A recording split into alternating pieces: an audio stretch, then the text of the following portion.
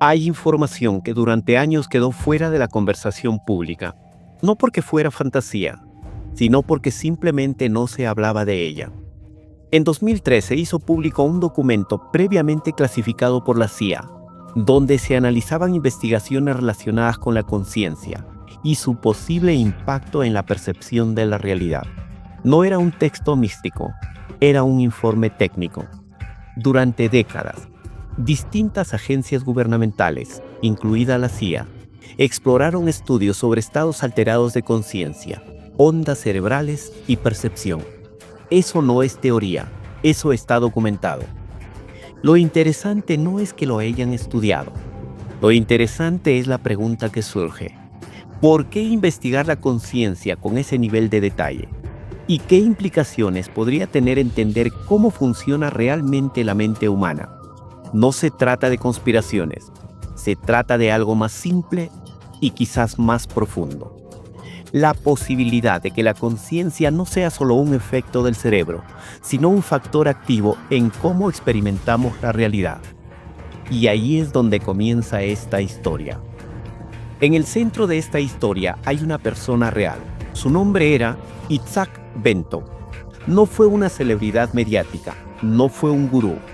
Fue un inventor, ingeniero y también un pensador profundamente interesado en la conciencia.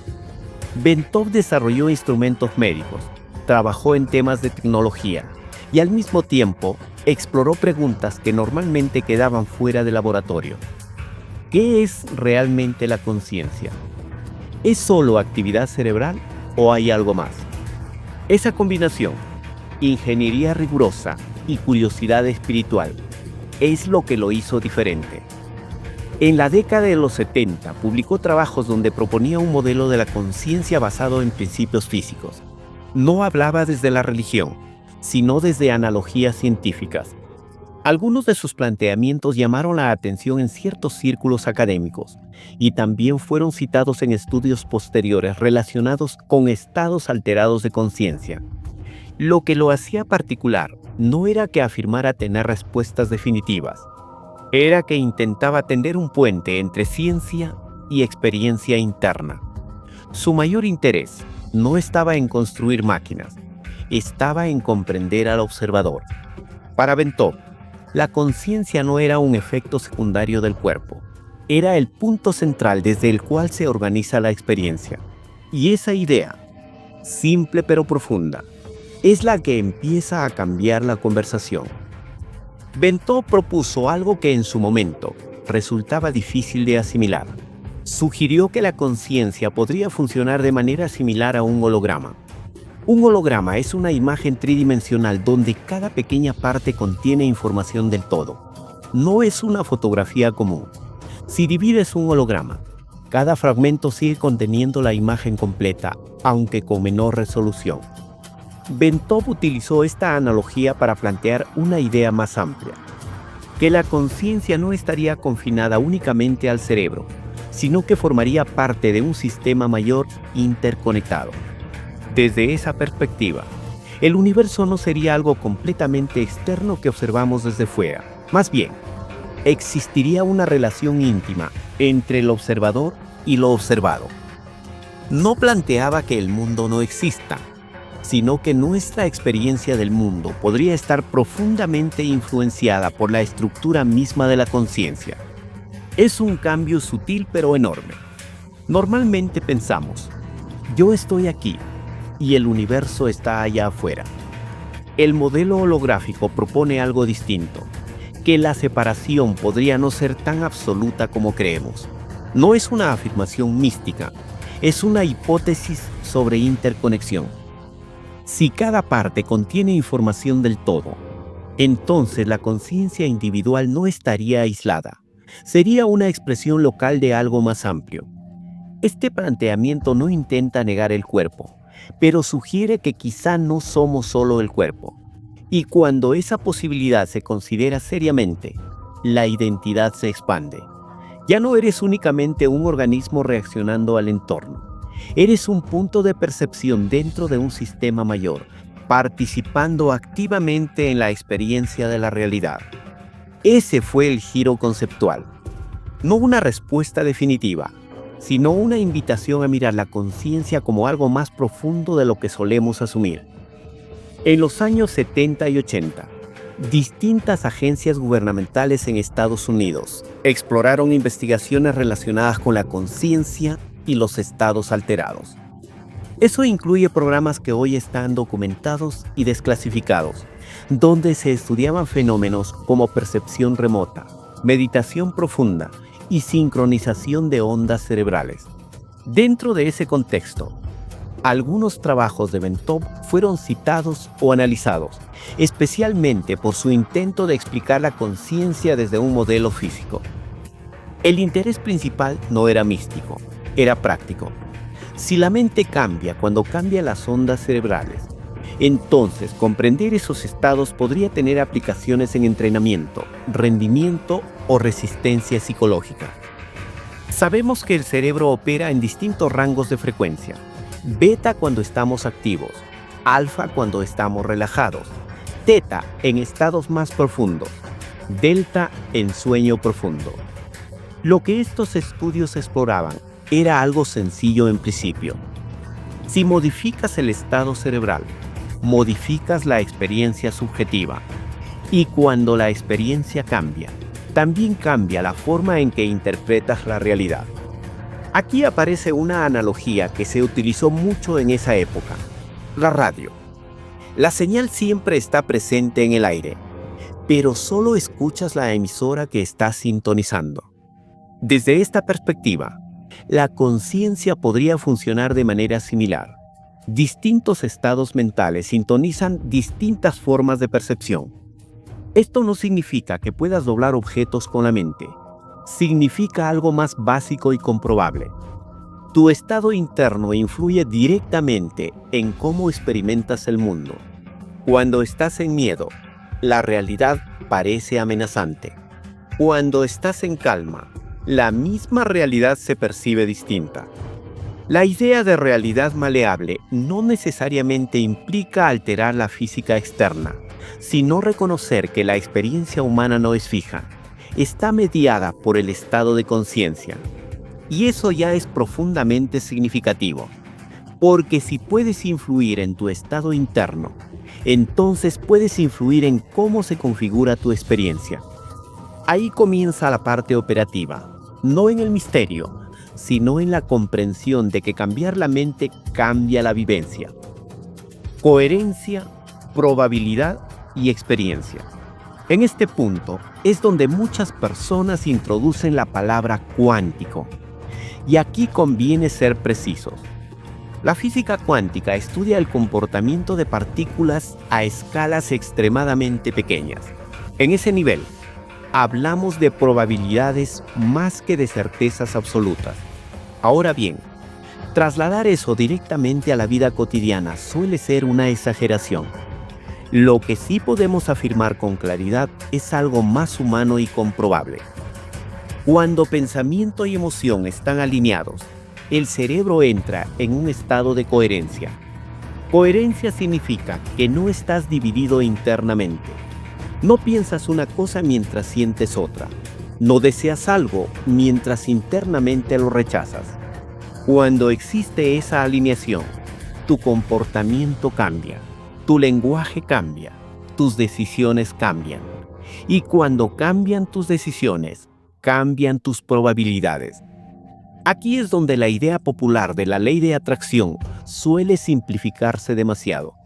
No se trata de que el universo responda mágicamente a un deseo. Se trata de que tu sistema nervioso, tu atención y tu conducta empiezan a orientarse hacia aquello que está sosteniendo con claridad emocional.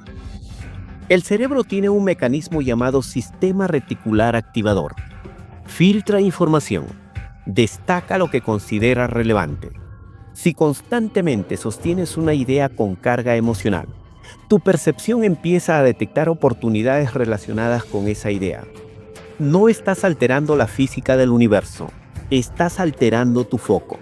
Y el foco modifica las probabilidades prácticas de lo que ocurre en tu vida.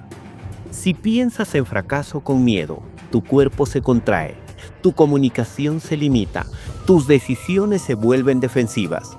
Si piensas en posibilidad con convicción emocional, tu postura cambia, tu energía cambia, tu comportamiento cambia. Y eso impacta directamente en los resultados. La parte cuántica puede entenderse, entonces, como una metáfora útil. La realidad contiene múltiples posibilidades, pero tú participas activamente en cuál de ellas fortaleces con tu atención, tu emoción y tu acción. No es magia, es dirección interna. Y cuando entiendes eso, empiezas a recuperar algo fundamental: responsabilidad sobre tu experiencia. Durante mucho tiempo se pensó que la memoria funcionaba como un archivo. Algo ocurre, se guarda y queda almacenado exactamente como fue. Hoy sabemos que no funciona así. La memoria no es una grabación fija, es un proceso dinámico. Cada vez que recuerdas algo, no estás simplemente reproduciendo el pasado, estás reconstruyéndolo. El cerebro reactiva fragmentos de información, sensaciones, imágenes y emociones. Y en ese mismo acto de recordar, el recuerdo puede modificarse ligeramente antes de volver a almacenarse. A esto se llama reconsolidación de la memoria. Eso cambia muchas cosas.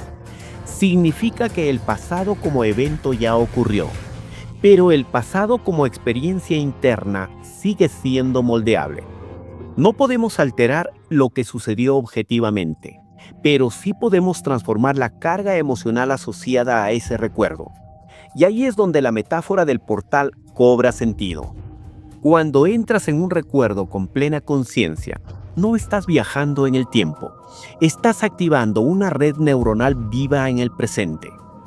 Si al revivir ese momento introduces una nueva interpretación, una nueva comprensión o incluso una emoción distinta, por ejemplo, compasión en lugar de culpa, el cerebro puede integrar esa experiencia de manera diferente.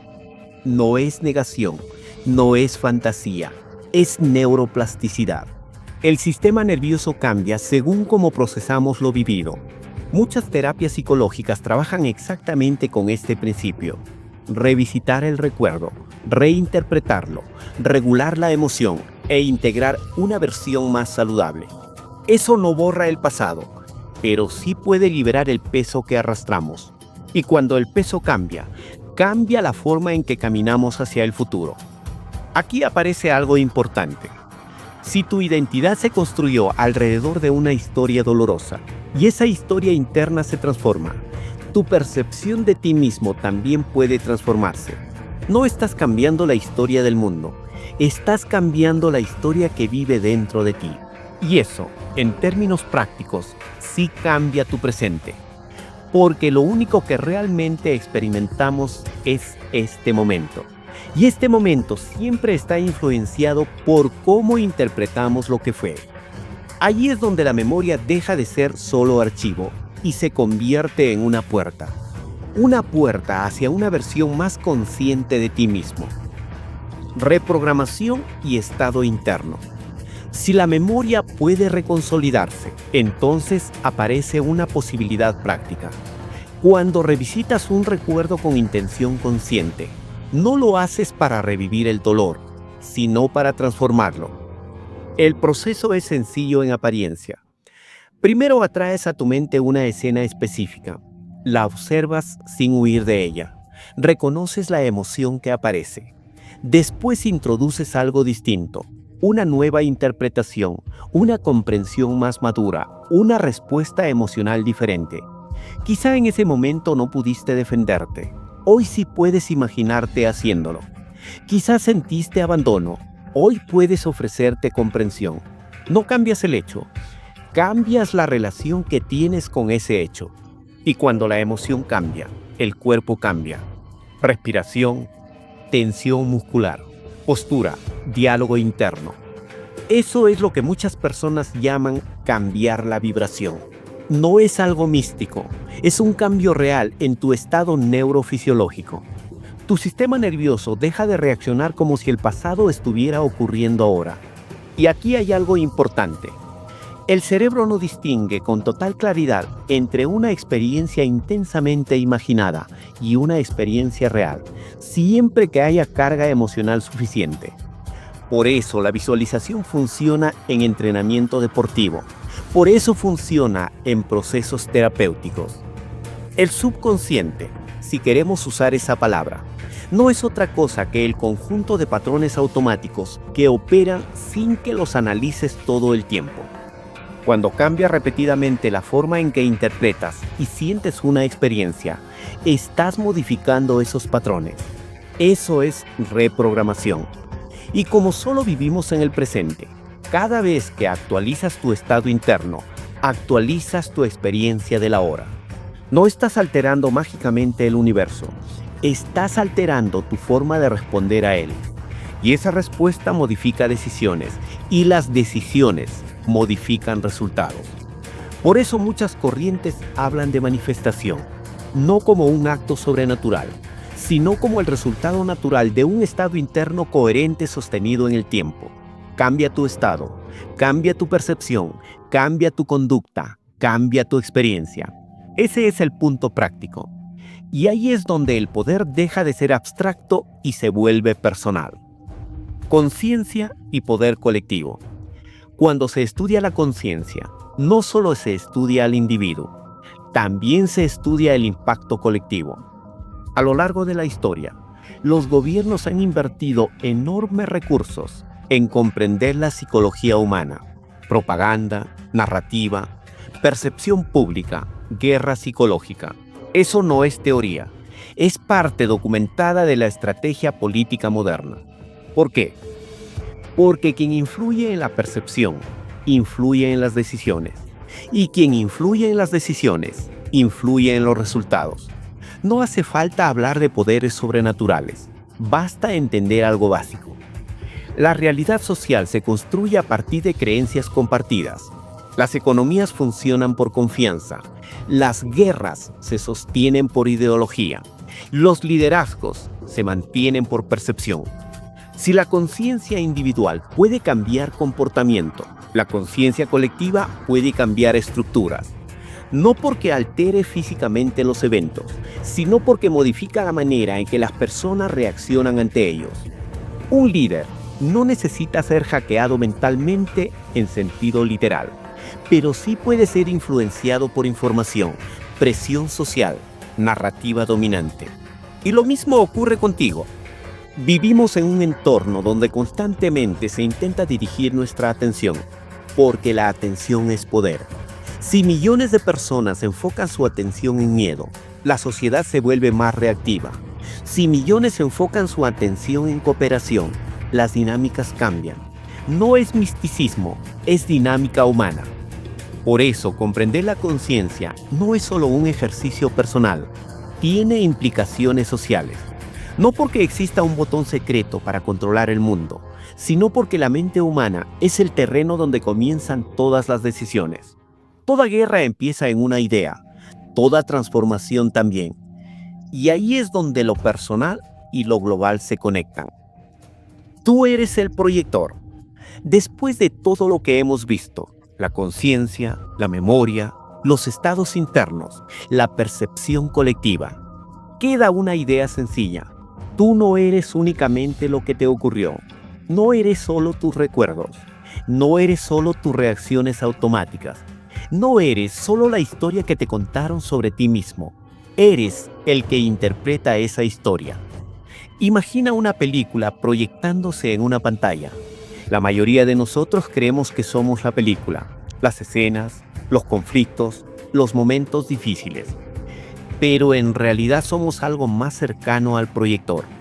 La pantalla muestra imágenes, pero el proyector decide cómo se iluminan. La vida trae situaciones. Algunas no las eliges, algunas no las puedes controlar, pero siempre existe un espacio interno desde el cual interpretas lo que sucede. Ese espacio es tu conciencia. Cuando cambias la lente, tu interpretación, tu estado emocional, tu enfoque, la imagen que experimentas también cambia. No porque el mundo exterior desaparezca, sino porque tu relación con él se transforma. Y cuando la relación cambia, cambia tu respuesta. Y cuando cambia tu respuesta, cambia tu camino y por lo tanto tu destino. No necesitas controlar el universo, necesitas comprender tu mente. Tal vez el verdadero poder no esté en alterar la realidad, sino en reconocer que siempre has participado en cómo la vives. Tú no eres la película, eres quien la proyecta. Y cuando entiendes eso, dejas de vivir en automático y empiezas a vivir con intención.